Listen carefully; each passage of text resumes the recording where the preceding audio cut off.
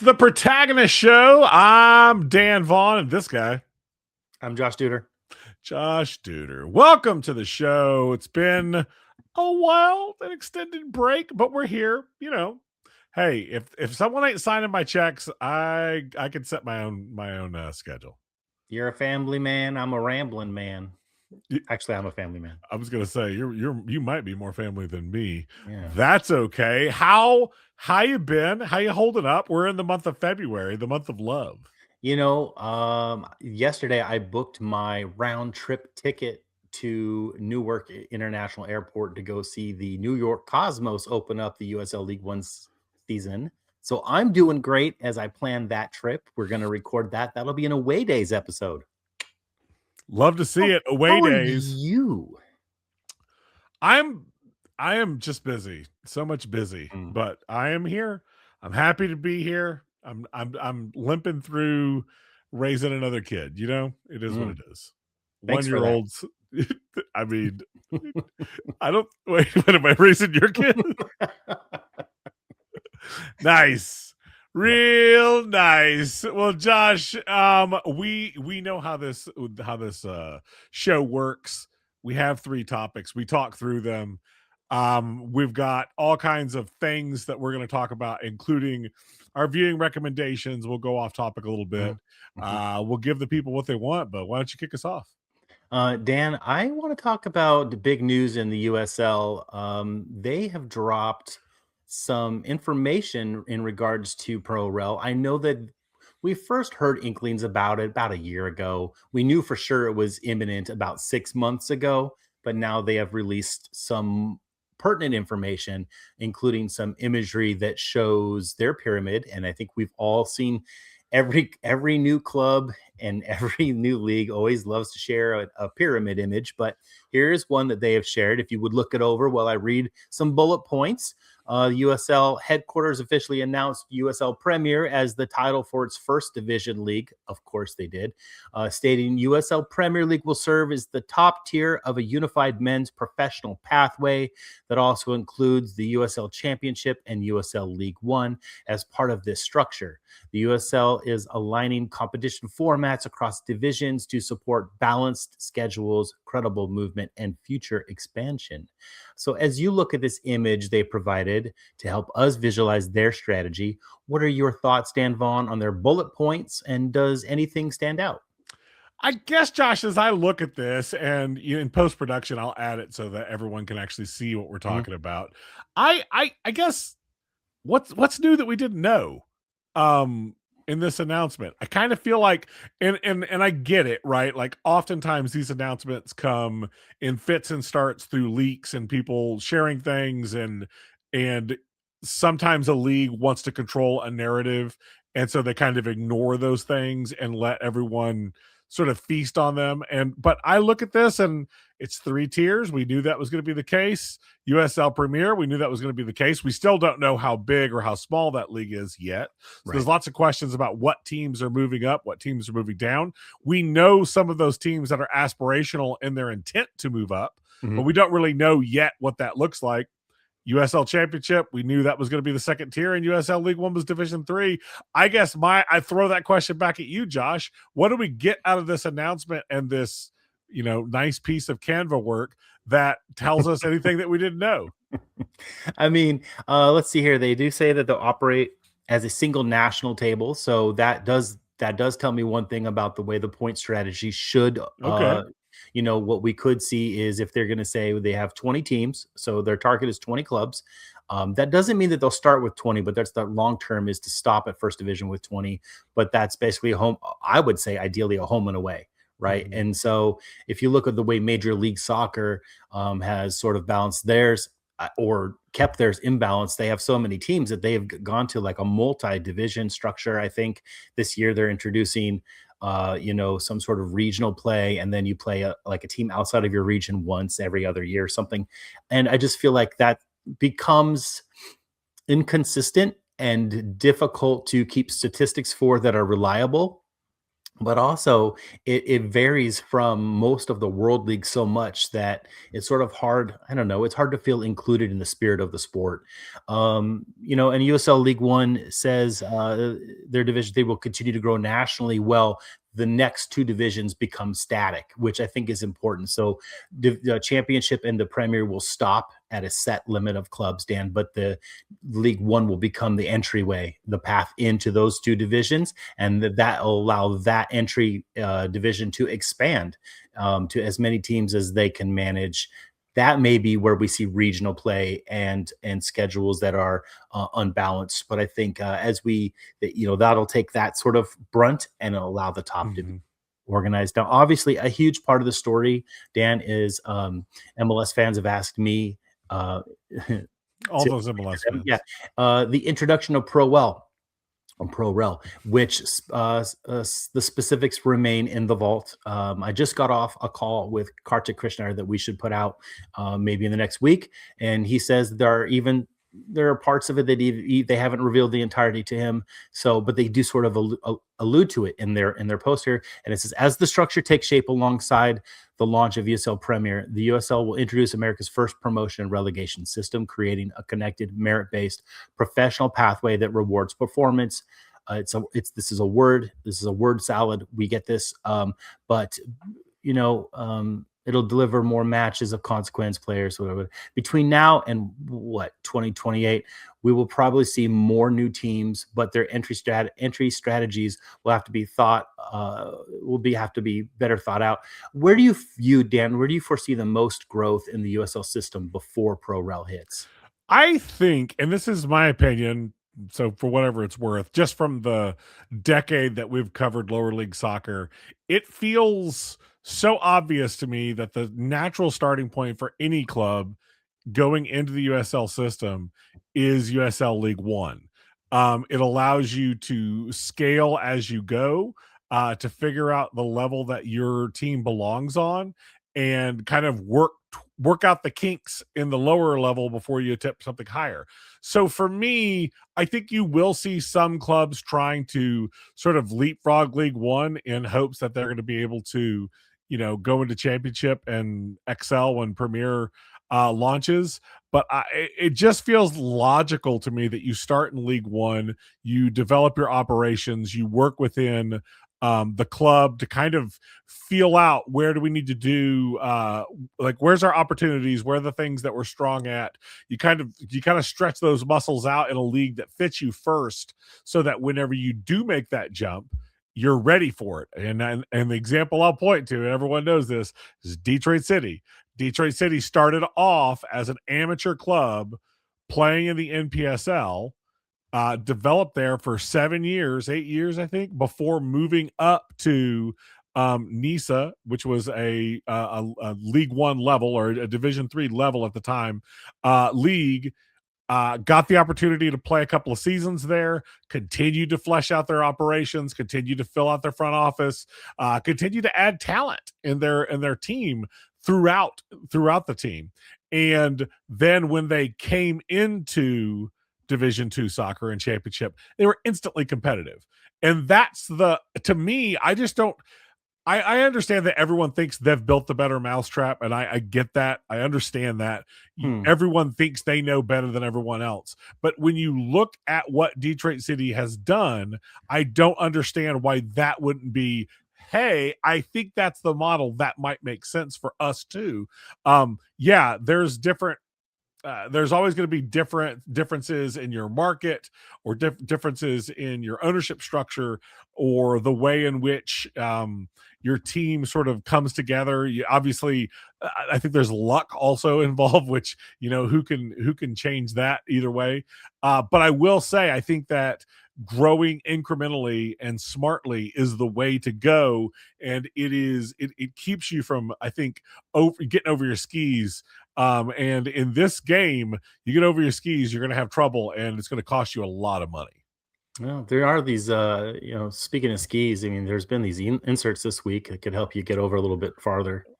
I don't know if you've seen the headlines on those, but I that's have not not. soccer related, Dan. So I'll send you the link.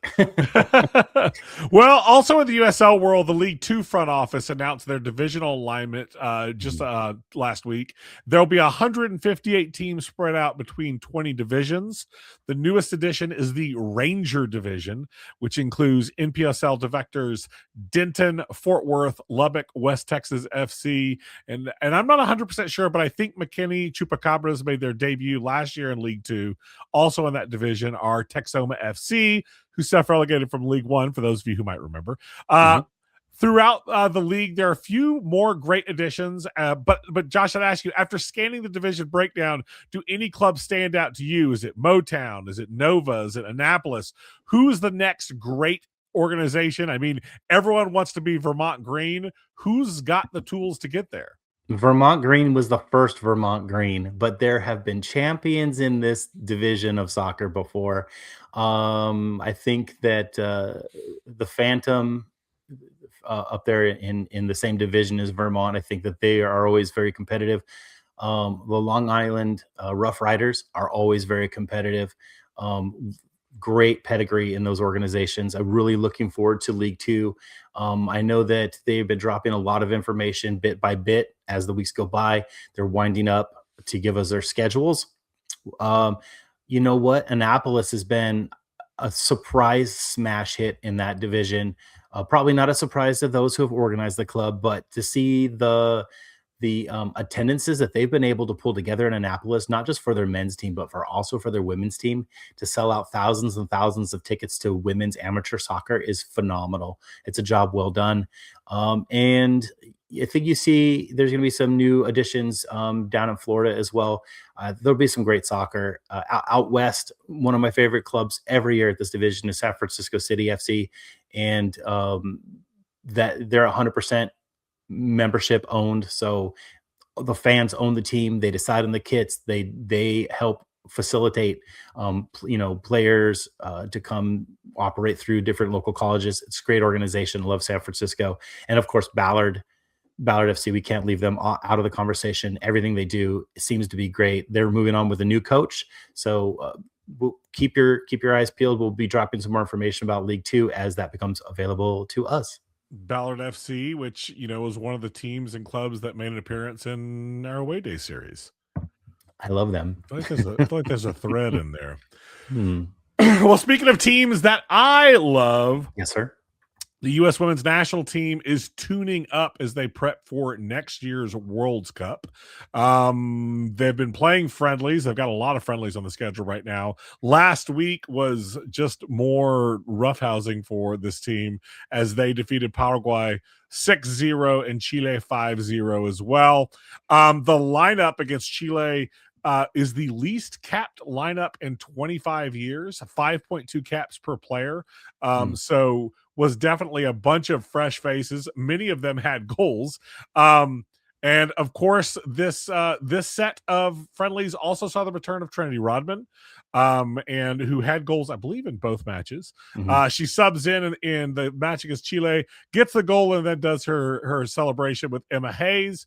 Everyone having a good time. Yeah, Both it's in I'm sure Chile wasn't having a good time, but whatever. It is not my problem. No, it's not. There are plenty of other countries in South America that are a problem now. Anyway, not good. Anyway, my point is, U.S. Women's National Team is getting ready. I'm excited to say, and if you follow me on social media, you might know this already, that I've booked tickets to drive to Denver in April, and I'll go see them play Japan, which will be the first time I've gotten to see the U.S. Women's National Team. I'm excited about that. I did see a U.S. Men's National Team when I was dating my lovely wife before we were married. I got to see them play Mexico and San Antonio, so that was a good time. But I guess, Josh, I'd love to ask you, and I know that the U.S. Women's National Team may or may not attract your eye as much as it does the eyes of my household. I have a young daughter that loves soccer. My wife loves that team. But as we approach the Women's World Cup, can the U.S. Women's National Team return to the throne? We saw Spain win it last round, and yes, the U.S. Women's National Team is looking dominant, but the reality is it's not like they were looking particularly weak going into last tournament. Yeah, I think that we've got something that is still a secret weapon the rest of the world does not have, and that is the NCAA system. A lot of our girls grow up, their dads are dedicated to taking them to club soccer, phenomenal parenting. Dan, you are one of those amazing dads. Whenever you show me pictures of your kid knocking the ball, into the net, it's just fantastic. And then your kid's going to end up going to college and becoming, if not a national team player herself, at least a great college player. Let's be honest. I've always Um, said she can accept the call up from Mexico. It would be hard for me, but if she's going to play for a national team, that's okay. Fair enough. Yeah. But you know what she's got is she's got that NCAA call up in her hip pocket. She'll end up in a college. And I know that for some reason on the men's side, that seems to actually sort of like keep us out of the conversation for being a world power in soccer, because all of Mhm. these academies around the world are passing up our college players, and our college players finish up their collegiate experience as an amateur at age 24, whereas say in England their amateur experiences wrap up at age 16 and they're already into the pro ranks but Yeah. before they turn 18, right? For some reason in our women's sport, it's the world's kryptonite. So our women gain maturity, which is I think integral to why the national team women team always does well, is because they're a very mature group that operates in a unified system. They're also very well coached, and a lot of these systems around collegiate are similar enough that when they get together under a national team flag, they all seem to sort of be able to play together. There's not a huge adjustment in philosophy, which is really useful. So yes, I think the world is catching up.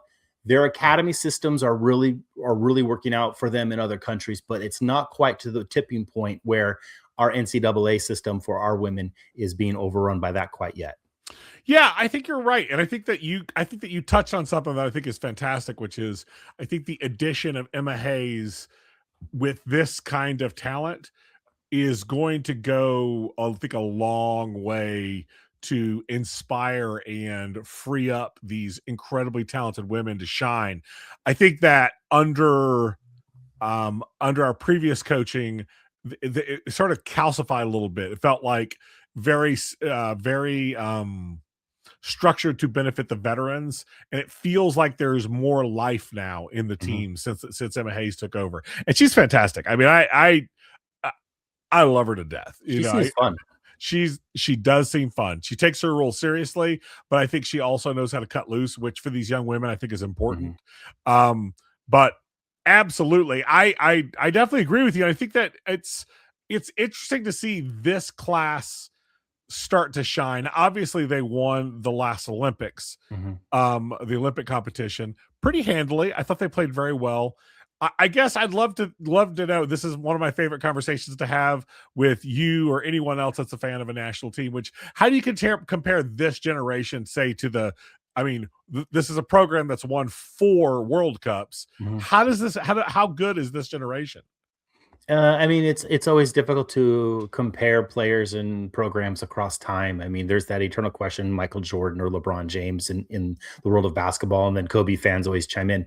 And you know what? It's just apples and oranges. I mean, these are all just it's hard to compare across time how good they are against each other. But what I will say is, if you take a look at the Trinity Rodman contract scenario that just played out in Mhm. NWSL, where they finally gave in and said, you know what, this is our best player. This might be the best player we've ever had in this league that we developed, right? Because the Mhm. NWSL is one of the first premier leagues in the world for women that imported fantastic levels of talent, and we've been exporting talent for the last few years. Right. Trinity's staying, and they've made an adjustment to the way they do contracts and spend money to keep her here. And right behind her, I think that you see a lot of inspired young players, a lot of really athletic, fantastic soccer minds coming into the NWSL. And I mean, furthermore, coming into USL Super League for that matter, because I think you're starting to see it isn't just one or two good players every other program across the country. You're getting handfuls of really talented Mhm. technical and tactical players coming through all levels of college soccer, and they are flooding in our first division and even into our amateur ranks of women's soccer. This class, like, you can't compare it to the previous classes, but if you love fast-paced, technical and tactical soccer, these women that are coming through now, this is super fun to watch, and I'm actually excited. Yeah, I love this squad. I love what they bring. I love the excitement, the energy you could feel. And you mentioned the Super League. Sam Meza, who started against Chile, played half a season with Dallas in the Super League in the inaugural year. So yeah, playing their part as well. But absolutely a blast to watch. Can't wait to see it in person. I'm so excited for you, and now I know why you can't afford to come out to You're New not York. wrong about that. Not wrong about that. There are all levels of soccer that are available to us. Dan Vaughn, one of those is my very favorite soccer competition in the world. That is the U.S. Open Cup. Today's lower league, or this, you know what, this most recent lower league news cycle was huge. The U.S. Soccer Federation announced the round one schedule, locations, and times. The Federation says all 32 round matchups will be streamed live as CBS Sports returns as the multimedia rights partner for the 2026 competition. Matches not airing on CBS Sports platform will be carried live on US Soccer's YouTube channel. A pair of high profile first round encounters will air on Paramount Plus. This is the first round of the US Open Cup with our favorite amateur teams. They're being paired up against professional teams, and so it'll co-air on CBS Sports Network as USL League Two champions. Vermont Green host regional foe Portland Hearts of Pine. FC Motown, one of our favorite teams in the amateur ranks, is welcomes defending USL champion Hartford Athletic to Newark, New Jersey. Two additional matchups will be available on Paramount Plus and simulcast on CBS Sports Golazo. Um, Dan, we'll definitely get stuck into this schedule in March, but a few great matchups stand out to me. We've got Richmond Kickers at Nova at City Stadium. So after getting That's a blast. knocked Yeah. out by Virginia Dream in the first round last year, and I know some Kickers fans were really you ever see that meme of the kid that's just walking around kicking dust? He's like, they were sad. So I think that they're going to want to get revenge. And if it's not against the Dream, it's going to be this other team from Virginia. Nova's a great organization though. So, they better be ready. And then Sacramento Republic versus El Farolito at Heart Health Park. El Farolito have been everyone's Open Cup darlings. But remember, Dan, it's been the Republic who made that amazing run in 2022 and were runners up to former USL side Orlando City. All of that having been said, what matchups, if you've looked at the schedule, matchups stand out to you? Well, I can see a couple just off. I mean, Vermont Green and Portland Hearts of Pine. That's the battle of the two of the trendiest teams, and I don't mean that as an insult in this case, but teams in lower league soccer. I mean, that's an absolute blast. I can't wait to see Indy 11 versus Des Moines. That'll be fun. Des Moines is always competitive. They always punch above their weight. Of course, Indy 11 is a championship side, so it will be really punching up the thing. And I think there's just up and down here. Asheville City taking on Greenville Triumph. These are teams which we've seen play in different leagues over the years. It's a connection that you feel with these programs, and it's maybe and I know that you talked about it being one of your favorite competitions. I think it's one of the reasons why you can find a storyline to hold on to, even if maybe no upsets happen or very few upsets happen. You can find something to be interested in for multiple rounds of this competition. It's why it's so much fun. I mean, we love it, obviously. Mm-hmm. Yeah, there's going to be a lot of great matchups, Dan. Speaking of matchups, you got any viewing recommendations for the near future? You know what? If we sit down to chat, it's the least I could do. Tomorrow, Carolina Ascent will host Lexington in the USL Super League. These are two current playoff squads. Carolina sitting in the fourth spot, Lexington sitting in the second spot. As John Howard Fusco calls Lexington, the Cotton Candy Death Star squad. We love this. We love their pink/purple uniforms that they wear. It's a good look, but Lexington is such a fun team to watch. I mean, they absolutely beefed up their attack in the offseason and is start really coming together now. Just deadly in attack. They're coming off a 3-1 road win over Fort Lauderdale. Carolina is currently fourth, as I mentioned. Both teams are playoff teams, and Carolina has a pedigree and an ability to play solid defense. And I think it's going to be an interesting matchup between the two of them. Carolina needs a win. They're coming off a loss, and like I said, Lexington's coming off a win as we sort of get the ball rolling into the second half of the season. What about you?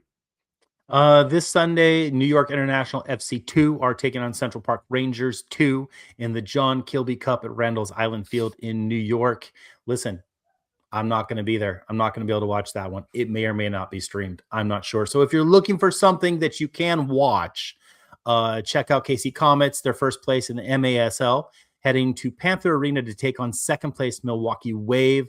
The Comets, Rian Marquez is currently tied for first in the league on points with 29, with the Comets' other star, Zach Riggett, following up goals, points, assists. The Comets are doing it all, and it's going to be a fun show to watch. KC is always so competitive. Yeah. Well, Josh, we've followed the path. We've gone through our topics. We've made recommendations. I think it's time to go off topic, and I think I'm going to claim this one. I'll kick us off. It's the least I can do, you know. All right.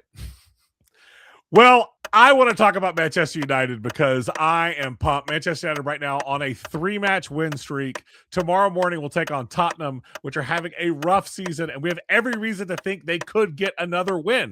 That'll be 4 in a row. One more, and our guy, Frank Aylett, may be getting a haircut after 485 days. Thank you, Michael Carrick, and what you're doing with this squad. It has been tremendous to see this team finally playing up to where it should be. Yeah, I know. I mean, you know me, Josh. I'm always going to talk a little bit about Manchester United if I can get a chance. Yeah, and I don't want to talk about Newcastle United right now. They've got me down to the dumps, and I'm sure you've been in that emotional We've been there state for a while, my guy. Yeah. We've been there for a while. I mean, I think this is our 8th manager, so let's be thankful. You ready for this thing? Yes, sir. Yes, sir. All right, my guy. It's all you. Let's do it. The U.S. Open Cup is my favorite competition in world soccer, but is it truly open? Only 16 of the 30 MLS teams, 17 of the 25 USL Championship teams, and a reduced number of lower league teams are participating to accommodate the 2026 FIFA World Cup. But I say bollocks to all that. We can't even afford to go to the World Cup. The tickets are too much. I say they should have made the Open Cup bigger to rally around the excitement of the World Cup and help promote these amazing teams like the Des Moines Menaces of the world. Hear, hear. Bollocks to that. Bollocks, I say. Bollocks. Which I believe is saying balls. I meant to also give a shout out in that to the Union Omahas, the Vermont Greens, and the Portland Hearts of the world, but I ran out of 30 seconds. Look at this guy cheating right now. I just want to point this out. I love them all, though. I love all these teams. Before we get out of here, please, if you're a fan of what we do, please consider supporting us on Patreon. We are basically a crowd-funded operation, and Josh and I typically carry the weight of whatever we're short on. And our Patreon has shrunk over the years. We understand times are tight, and trust me, we also get that part. But if you can, patreon.com/protagonist soccer is a great opportunity to kind of buy into what we're doing, participate on a monthly basis at a level that makes sense for you. It means the world to us, and we do not take it lightly. We don't waste those funds. We're very careful to make sure that we apply them effectively as we can to make sure that we're growing the sport, growing our coverage, and without you, we couldn't do it. And so thank you so much for those of you that are already contributing. But again, patreon.com/protagonist soccer is a great way to help us. Dan, I'm working on like 3 sets of major projects. So one of which I want to plug is our Birds of a Feather patch sets. These are, listen, the money goes 100% of the proceeds go to charity, and check them out. Check out our store. These are fantastic sets, high quality. But most importantly, if you support any of these teams and you want to have money go in your favorite club's name to charity, this is the way to help them out. Second is our second magazine, zine issue number 2, Songs of the Southwest. All parts will be going off to the final project editor this weekend, I promise, and off to printing shortly. And the third issue is already underway. We'll be covering soccer in St. Louis. I think that's the first time I've announced that issue 3 will be soccer in St. Louis with some local artists, great local writers, and we are going to drop a limited edition jersey to match up with that magazine. And lastly, please go back and check out our YouTube channel. And if you're already watching this on YouTube, go look for those away days episodes 1 through 4. The more clicks we get, it's easier for us to sell the idea to sponsors, and ultimately their money, not yours and not Dan's and not mine, but the sponsors' money, can help these episodes become bigger and better, and we can cover all of the teams that you love and the leagues that you support. Hear. Bollocks to not having money. Bollocks to that. Well, thank you so much for listening / watching. If you are listening to this on our Spotify feed or any other place where you get the Protagonist podcast feed, hey, we're on YouTube also. We've got a channel, Protagonist Soccer, on YouTube. We would love for you to visit, check it out. Josh mentioned our Away Day series. They're there. TPS, every TPS is there in video format. You can watch us talk instead of just listening. Really, anything that we've worked on, we throw it up there so that you can experience Protagonist Soccer and lower league soccer in a different way. So please give us a follow on YouTube, maybe leave a comment, maybe leave a like, maybe share a video.